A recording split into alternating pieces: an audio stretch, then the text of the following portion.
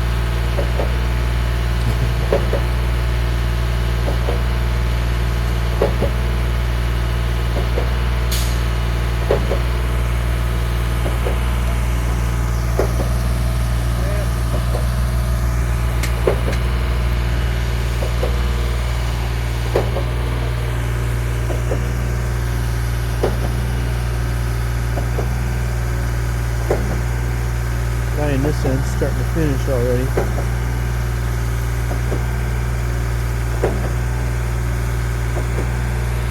It's interesting how they do that, like on that back wall they're doing now. You can see that orange pin sticking up by that guy. He just blocked it. They drive re-rod down. They paint it orange, and they set them at grade. Set them at the top.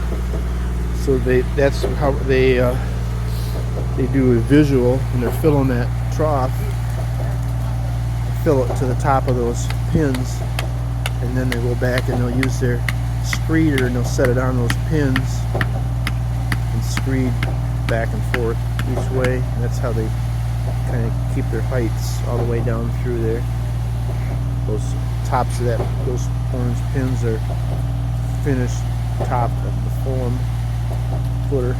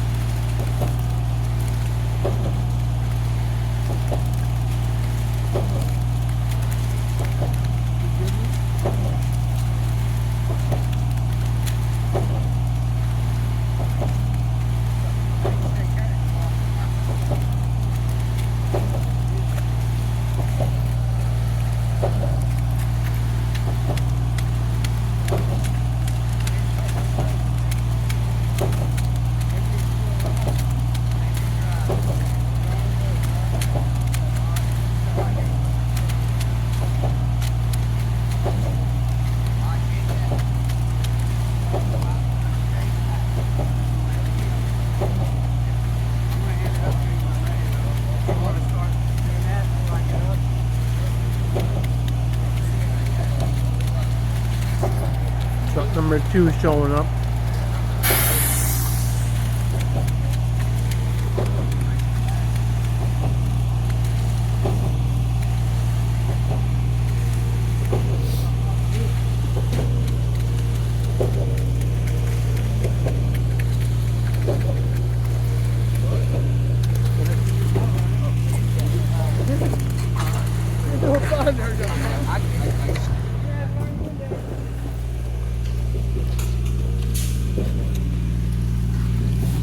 Hey John, when he was going around doing these corners first, was that like a thickened mixture? They did them first and they went back, added some water and loosened it up? Yep. To try and pour it as thick as it was in the jumps, make it hard to hold it sideways screed. and then take the That's what I was figuring. I was wondering why they did the corners first. It must have been thicker.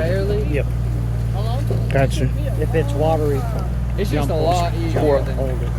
Gotcha. And if they come real watery and we don't have a choice, we'll fill it up just a little bit to where it'll keep oozing out and we'll have to let Let it it sit. firm up a little bit. Go Gotcha. around and then come back and fill it.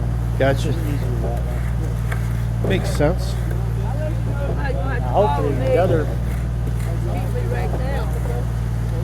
that truck, I hope he's tight because we got big jumps up there. If he's not, the next, this one and the next one's watery, we'll have to pour these first up there and wait for a tight truck to do the jumps. Gotcha. Huh. Strategy, huh?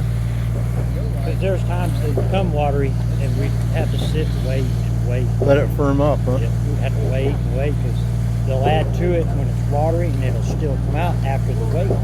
So the pump ends up waiting, the driver, the guys. Nobody likes that. Everybody's sitting around waiting. Right, time is money. But Right. if it can come like this now, once it's done, we'll just move on up. Because that one there's got quite a few jumps. This one doesn't. So when you order the concrete, you tell them we like it kind of tight or on the Four thick slump. side? Tight, dry, 4 slump. And then if you get here and it's a little too dry, you can always add water at the site. And it's hard to go the other way though. Yeah, it's hard to dry it up. Right. I've done some curbs runs. They could barely pour it out of the chute. They had to shoot all the way down. We had to get up there and shovel it into That the thick. curb machine. Because once it hits the curb machine and the extruder puts it out, it's got to be firm. It's got to be, otherwise the curb will. It's a machine that makes the curb, and if it's loose, it just. Gotcha. And one truck driver, we went down to the Grange, it's like a 4-hour drive. We spent 17 hours on that day for 4 or 5 yards. Really? He got to the job site and he forgot the water was on. Watery. Oh wow. We couldn't do it, so we had to wait. We waited so long, I said, spin it. Keep spinning it to get it. So is there you say forgot the water was on. As they're driving here, are they adding water constantly?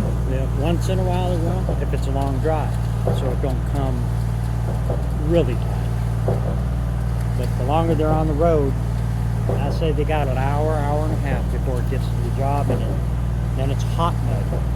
They can lay the water to it. They got like 50, some trucks got 50 gallons, some have 100 gallons. And you'll have to keep adding water just to loosen it up. Once it hits the ground, and the mud's hot after an hour and a half of being in the truck, it'll come out that tube and stay cylinder. Really? That firm? And you got to step on it, No. and it's a nightmare. It's a fine line you got to walk, huh?